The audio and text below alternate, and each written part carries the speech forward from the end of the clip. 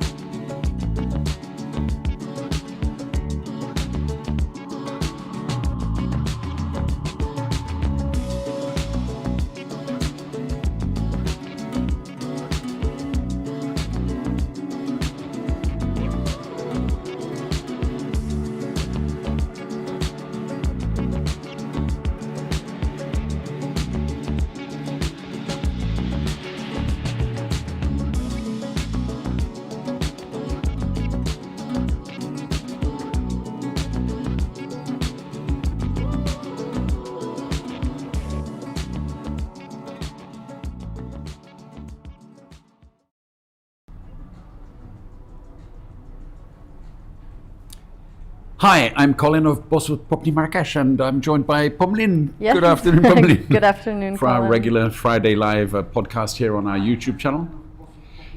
We're just trying to get the volume off that, please. Thank you.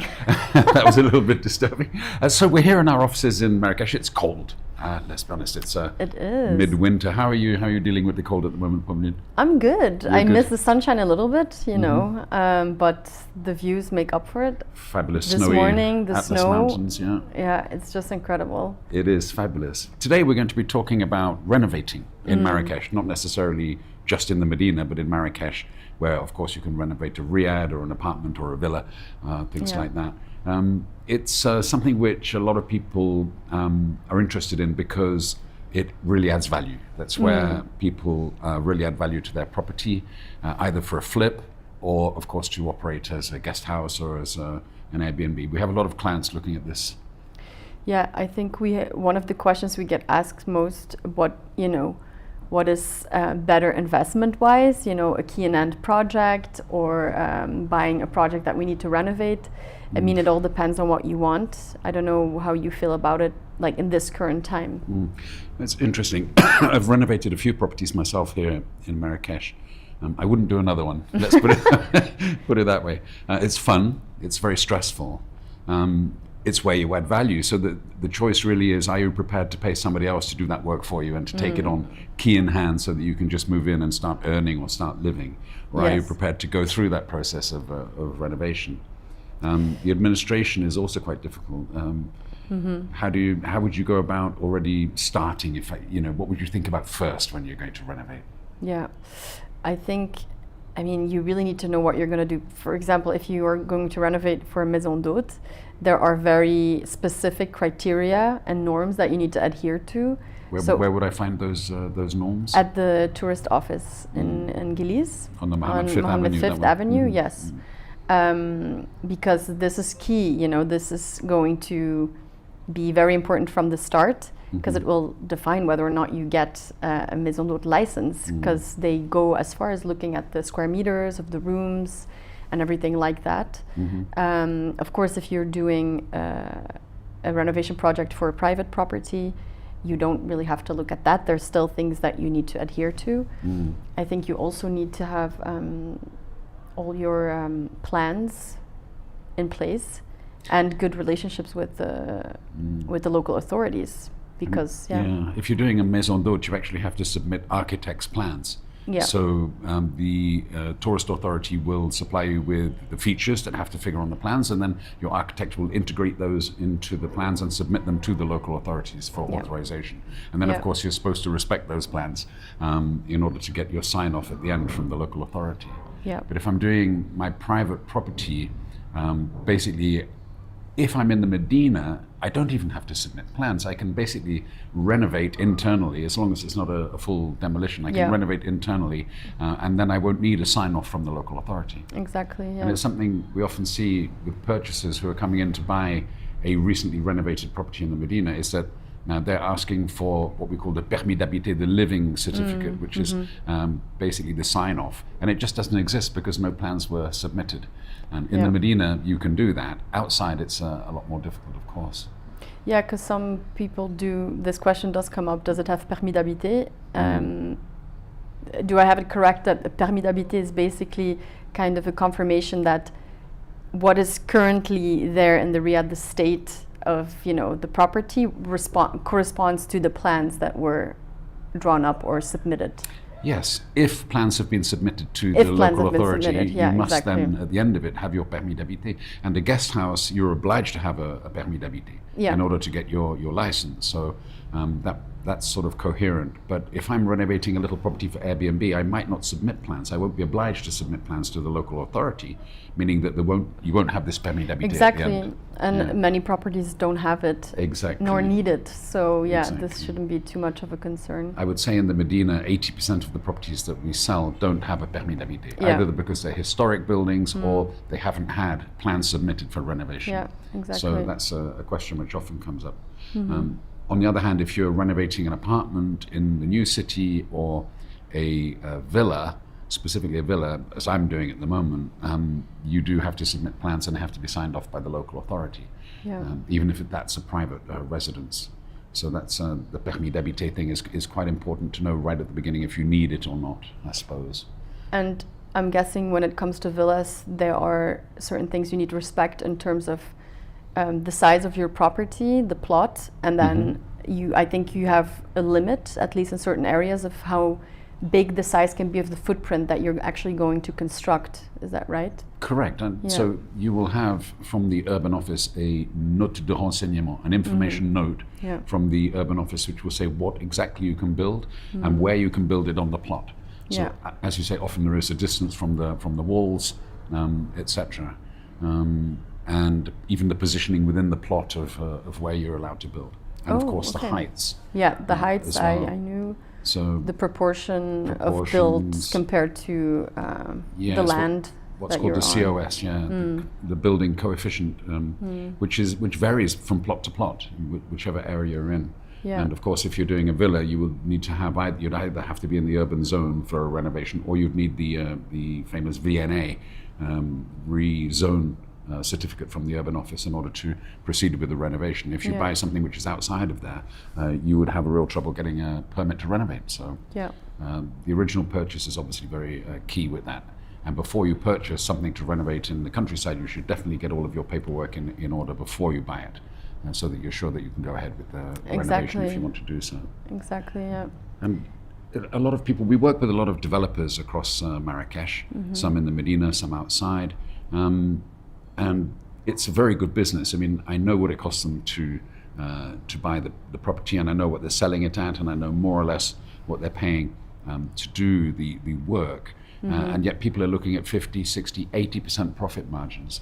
And I think the reason for that is that the process itself is actually quite stressful. It Have you is. renovated anything? No. No. It is. You have. I have. It's complicated in the way that you're never quite sure on timelines. You're never quite sure on the quality that you're going to get. It's very important, and I recommend strongly that you work with a recommended builder, renovator, somebody who knows the ins and outs, who knows how it works, especially in the Medina, and can advise you and accompany you through that process. You want somebody who's going to speak your language if possible as well, and somebody who's going to be your advocate in the building process.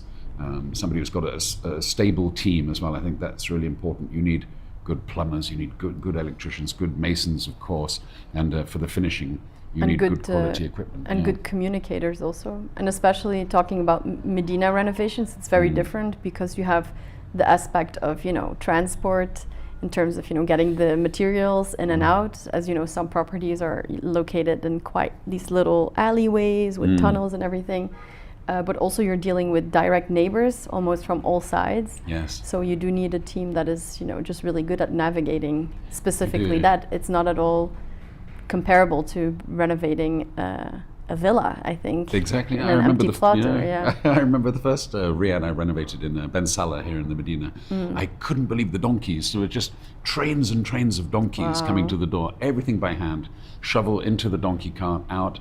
And the material coming in as well. We had just one concrete mixer, basically, which was brought in and placed in the middle of the patio. And that was the only machinery. Yeah. Everything else was done by hand. So it's a slow process. And the logistics of it can be very, very complicated. And the communication aspect with neighbors and things as well, very complicated. Yeah. What we often recommend is that you get a clerk of the court to visit your site before you start work and to take photographs and lodge them with the tribunal of the inside of your property and also the outside of your property from the neighbors, so that you can see if any cracks appear or whatever which weren't there before you started the work, in which case remedial action will be needed. But you don't want your neighbors coming around and say, oh, you damaged my wall, if that wasn't the case. That's a very good tip, actually. I never thought about that. It's very interesting, yeah. We have a client who's doing that at the moment, just got the clerk of the court around to take photos, and that way everybody's sure. The neighbors are happy, you're happy, and it sort of, sets the rules for the renovation. I think another, and you could agree with that, but I think one tip that I've got from a lot of friends or people I know that have done renovation projects is the importance, if you are able to be here as well, to follow up. I mean, obviously, if you work with a very good team that have great experience, that deliver great quality, that is one thing. But I think it also helps if you're, of course, if you're here or you're able to travel regularly while the project is being developed, because I would recommend both, actually, that you're here regularly, if not full-time, and that you have professional oversight. Somebody who's going to source the materials for you at known prices, somebody who's going to coordinate the team with you. The working team will mostly speak only Derija, if that, and sometimes Tashel Hilt or one of the other Amazigh languages. So they need somebody who's going to be able to actually give them guidance and to instruct them on what they have to do. I mean, it's as simple as that. And if you're here as a foreigner, English-speaking, French-speaking, whatever, Spanish-speaking, it's not always easy to communicate, even with your plans and whatever. So I would recommend work with an oversight and be here as often as you can. So we would work with Trab Design, for example. Our villa, we're working with Trab Design, very good Italian architects study here in Marrakech. We work with Adil Inti here in the Medina, and basically these are people who we've worked with for a long time and who we know that our clients are going to get good quality. Who know Marrakech by heart and who have delivered really beautiful projects. Exactly. But I think for you, if you're looking to flip or if you're looking to renovate your own property, you should seriously consider having oversight and budgeting time to be able to be here as well. And what about cost, Pommelien? We say, okay, I'm buying at 100, I'm going to spend how much more? What am I looking at per square meter, do you think, if I'm renovating in the Medina? Would you agree if we say it starts at like 800 euros a square meter? I would say so. It wasn't that way 5 years ago, but it is now. No. I would say 800 for a basic level decent, Yeah. livable level of renovation. We've seen people spend up to 2,000 square meter, 2,000 euros per square meter for Of renovation. course, if you work with super luxury materials, Exactly. stones, everything. My Yeah. experience is that a lot of the cost in the renovation is actually your equipment, so your bathrooms, your kitchens, Yeah. etc. Especially if you're importing, because you're paying European prices plus import duty. Yeah, that's So true. you're adding 20%. So if you've got Italian and German equipment, French equipment in your property, that is That gonna, adds up. It's going to add up quickly. That can Yeah. be aircon, it can be cookers, it can be showers and baths and things like that. That Yeah. really does add. And yeah, what about the admin costs? Because I'm not really familiar with that. I mean, like, you know, submitting plans, things like that. In itself, Is it's it not significant expensive. or okay? In itself, it's not expensive. Villa plans we submitted cost us 25,000 dirhams. That's about 2,500 euros. Okay. For the architect's fee plus the administration fee. There's always little add-ons. We needed to officialize a well, which was on the property, and that's another Yeah. few hundred euros, etc. So a few thousand euros should cover your administration. However, if you're working with oversight, that is more expensive.